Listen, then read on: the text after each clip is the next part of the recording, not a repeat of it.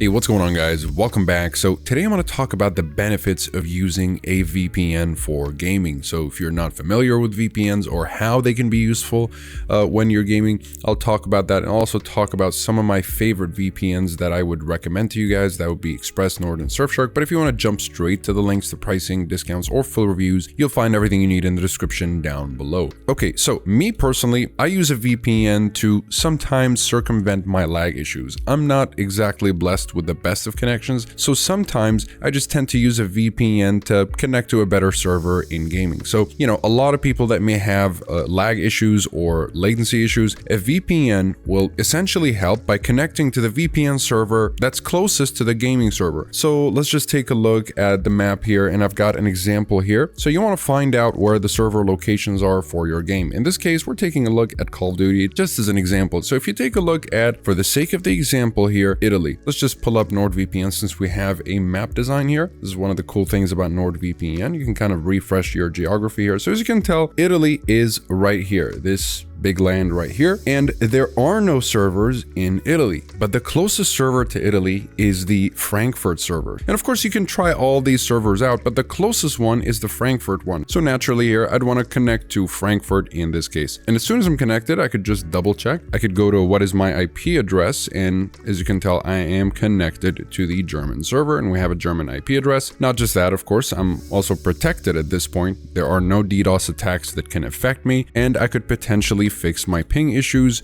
if I follow the procedure that I just showed you guys. Now, other reasons you could use a VPN for is to protect yourself, again, from DDoS attacks. And also you can access geo-restricted games. So there are specific games like Black Desert Online. I remember this was only available in Korea. Now it's available, I think, in a few more regions. But, if there's a specific game that's not available to you, you can easily use a VPN to make it look like you come from that country and access the website of that game and go ahead and download it. Besides that, a VPN is generally just going to help you with security and avoid any IP bans if you happen to maybe unjustly get banned in a game. Changing your IP address should help, at least for IP bans. Now, obviously, a VPN is not just made for gaming, it's just made for general security. But at this point, VPNs are not just useful to access games and protect you. You can also access streaming services that are not available to you. So let's say you have a Netflix account and you're not able to access a specific show because it's not available in your region. You can simply just use a VPN, connect to the region. Let's say I want to maybe access some kind of European Netflix library. I could just connect to the French server here, for example. That's basically it as far as the benefits that you can get out of your VPN when it comes to gaming. Now, if you're not sure about which one to go for,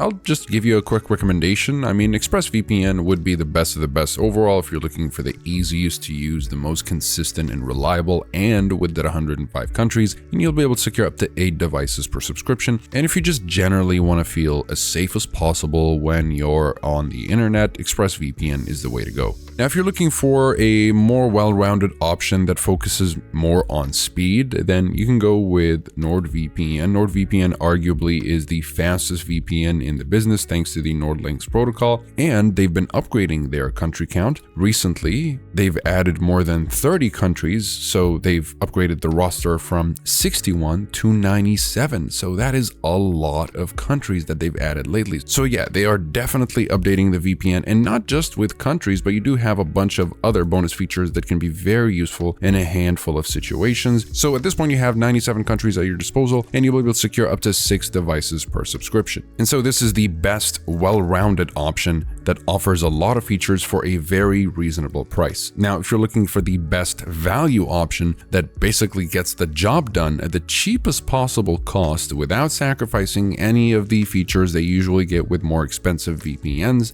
then I would absolutely recommend Surfshark. This is so much value for the money that even if you buy the one plan with Surfshark, which is the higher tier of the Surfshark regular plan, it will still be cheaper than NordVPN's standard plan, but with Surfshark Surfshark, instead you'll be getting a fully fledged cybersecurity package, including a full antivirus and a bunch of other identity protection features and safe search features that preserve your privacy and anonymity. Not just that, you have 100 countries at your disposal, and perhaps the coolest feature would be the fact that you'll be able to secure virtually an unlimited number of devices with just a single subscription with Surfshark. So it makes it a really attractive choice for those that are looking to just share their account with friends and family. So yeah, you can freely do that with Surfshark. So if that's what you're looking for, then Surfshark is definitely the best budget or best value option for the money. The best well-rounded will be NordVPN, and the best overall is certainly ExpressVPN, especially if you need something that is as easy to use as possible and as reliable as Express. So that is basically it for today. Though if you want to go for any of these VPNs, I'd recommend exactly knowing how long you need the VPN for, because out of curiosity, I did ask Express and they mentioned that a lot of people end up spending more money on the monthly plan with the higher rate than going with the yearly plan, because it seems like the typical pattern is that people think they're not going to need the VPN for longer than a month, so that's what they opt for, but they end up using it for more than a month and it keeps resubscribing to the very expensive rate right here. Now, if you know you're not going to need the VPN for longer than a month, definitely go for the month plan. But if you know you're going to need it for longer than a month, maybe a few months, or it could become a cybersecurity tool that you just use every day, since we use VPNs every day, you probably want to go for something that saves you a little bit more money in the long term. And either way, there's a 30-day money-back guarantee in case you change your mind. Besides that, again, you'll find links to pricing, discounts, and full reviews in the description down below. Comment below if you have any questions. I'll be happy to answer all of them. Like and subscribe if you'd like to support the channel and stay up to date with everything VPNs and cybersecurity. Thank you guys very much for watching, and I'll see you in the next one. Have a wonderful day.